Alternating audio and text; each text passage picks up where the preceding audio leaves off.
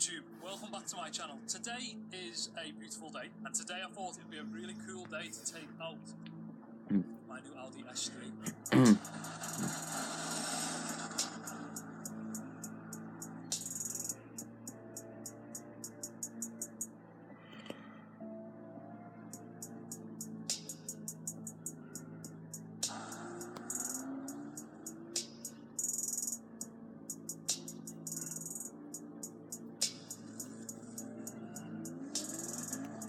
I'm not like the biggest tech spec nerd with cars. I do appreciate good power four-wheel drive systems. I do appreciate some really cool features on the fast sports cars. But what I'm going to do is get into this car and Hello guys, it's Greg, what you don't know about the new and Audi it's S3 and what you do know. very main So for this videos, is full sedan and it's shape. really good, Most people I know call it the and saloon. Saloon sedan. I've owned it's two going to be RS3s really and good I've owned if two you like S3s, and they've all been in the sport do loads of shape. views This for is the me, first and Audi it's a S3 that nice I've ever Audi driven for Harry that's in Main, saloon shape. and his GTR, I don't know, probably wait and see. So let's start straight up. We've got the black edition, upgraded 19-inch. See how long it is. These are really nice. I've got to be honest, they're potentially one of my favourite wheels that I've ever run on an Audi. The brakes are pretty much the same size as the wheels, which is pretty crazy. You may be wondering, what is the difference between an Audi S3 and an Audi A3? Now the A3 comes in various models, which is like diesel, petrol, S-tronic, manual, all that stuff. Comes in every option you can get an A3 in. But an S3, given in one option, basically you can have it in manual or you can have an S-tronic. So you're given two gearbox options. Audi S3 is kind of a fixed 2-litre turbo petrol engine within a Quattro, which is the four-wheel drive system on an Audi. Some people may wonder, why was Quattro, my dog, called Quattro? And that's because of the four-wheel drive system in Audis, and I thought Quattro has four legs, so he's like four-wheel drive effectively. It's a 2-litre TFSI, 296 or 7 brake horsepower, so just shy of 300 brake horsepower, which is pretty crazy. It feels really quick. There's a really smooth power delivery. It's going to be good, and we're going to have a look. Sorry about my friend. It's fine. Just got. Oh, it's really tickly. And it's not. It's good. His car. I love Audi so much. S3 is it's got the dynamic backlights. They move, so as you indicate lane to lane on the motorway or something, it would be like they move, and the indicator's not like a solid light flashing, it's LEDs moving from one side to the other. It used to just be two on one side on all the older S3s, and now, as you can see on the new ones, they've got the quad pipes. A new RS3 has the big oval ones, a bit like an RS6, but I feel like the 4 look cooler. They've got like a real aggressive look. On this Audi, it's like a double diffuser, so you've got like this chrome piece that's on all the older ones, and then you've got like the double one coming out there with the down blades. It just seems like Volkswagen, Audi and stuff are actually really stepping up their lower end cars to match the higher end ones. Even the Golf R now has 4 rear tailpipes, which is insane. One thing really cool about the S3 that I've noticed so far is all the interior features are insane. I always just like to show people what I'm in and what I'm driving. People are always like, what car have you in right now, and how's the S3 and stuff. And I've put out videos like this a bit more often with the cars that I'm getting off stable. We can show cool content. This screen used to be in the shape RS3s and S3s that I've had. It used to be in the middle of the dashboard. Now you've got like the option of this flip out screen. Put it away when you don't want it, or obviously you can have it back out or whatever. And that's got like multiple options, like that speed warning, parking aid. On the screen you can have like, you can click into car. On individual you can change all this stuff to like dynamic suspension control, steering, Quattro, engine sound. Obviously I'm running it all in dynamic because I'm a bit of a car man, and then I'm running the steering in comfort. Now I have seen like a couple of reviews where people have like complained about the steering on the S3s, like they've said that people who buy fast Audis, I find personally they like an A to B car that has that sports car control feeling. So basically what I'm getting at is a Nissan GTR is for like a car enthusiast who likes to go to track days.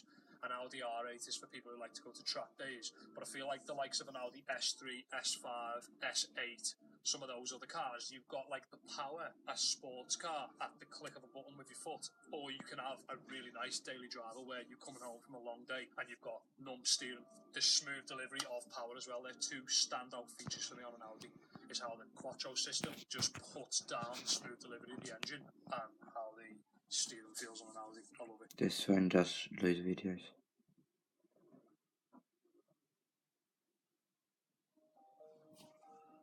To achieve my dream of playing for England, I I had to be honest about myself to my friends. So this car is an S-tronic, basically paddle shift in a Audi. I don't know the tech specs of the S-tronic. I've never really studied it, but I know that you can't feel it. You can't feel the gear changes when you don't want to feel them. So when, like I say, when you've had a long day and you get in your Audi and you want it to feel like an Audi, you're just cruising, you're chilling, smooth steering, can't feel the gear changes.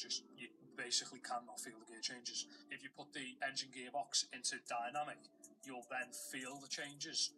Use the paddles, knock it over. So if you manual, which is basically manual mode, it won't change gear without the paddles. Or you can have it in like auto, which is just normal drive auto, which is really smooth, long day work. Or you can have it in sport auto, where it holds the revs higher, it waits to change for you. It basically just feels a bit more like manual in automatic mode. I haven't ever actually tried a Golf R, but I really want to try the Golf R, and I really want to drive one.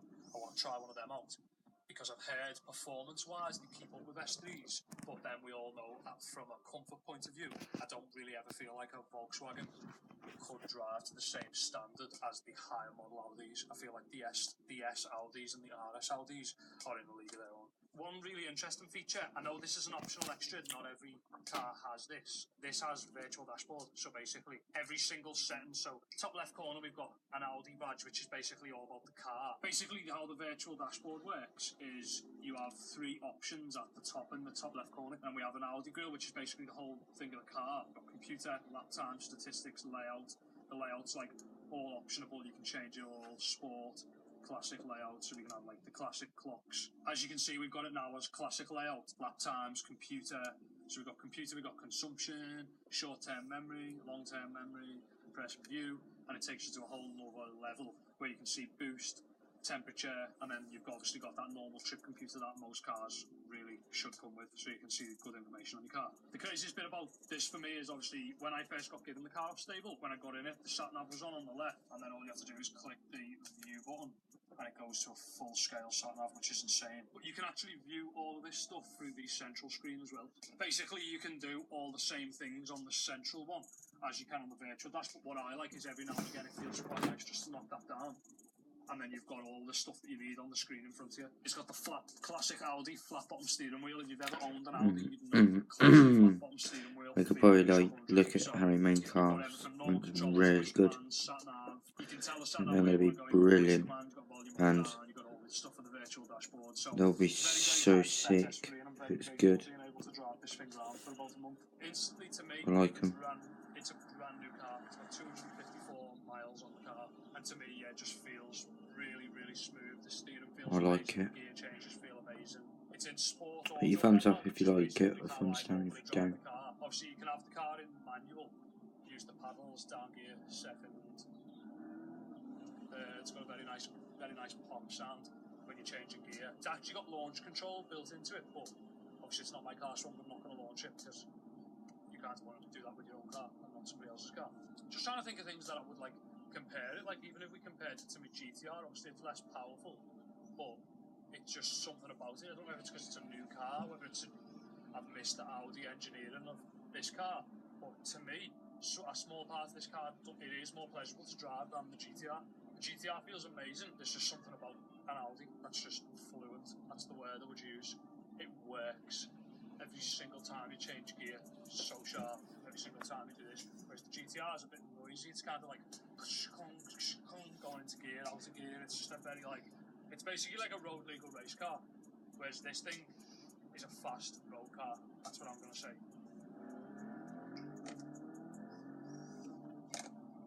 Pretty cool.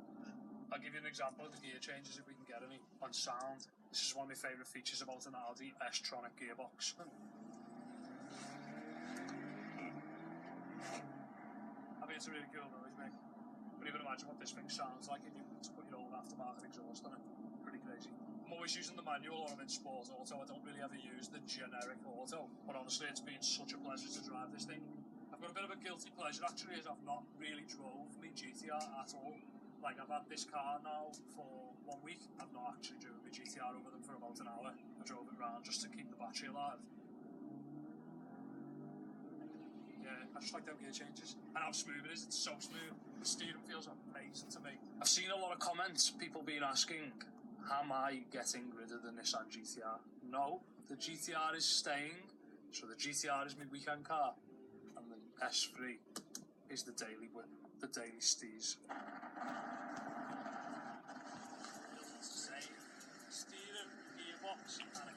Talking us from leaders. I don't know an Anglo Grandpa video. So funny, Anglo Audi Grandpa. S3 review. I've said it once, I'll say it again.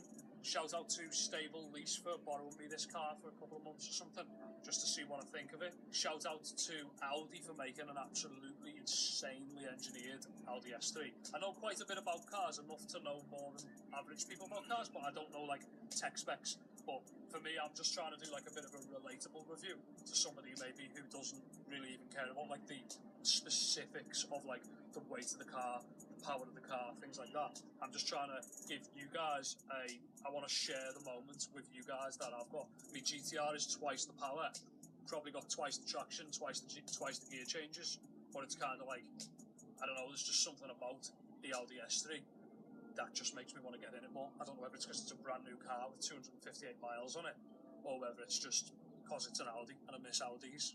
Who knows? But yeah, we're just going to stay out now. We're going to have some fun in the Audi. Thanks for watching today, and give me a quick thumbs up if you like this type of video. Stable at being cool enough to give me the car to just do what I want to do in return for some promotion and that. So if you're sitting there and you've got Instagram, get online and search Stable Lease. Yeah, you can see some of their prices and what they've got going on. So until next time, YouTube, thanks for watching, and I will see you soon.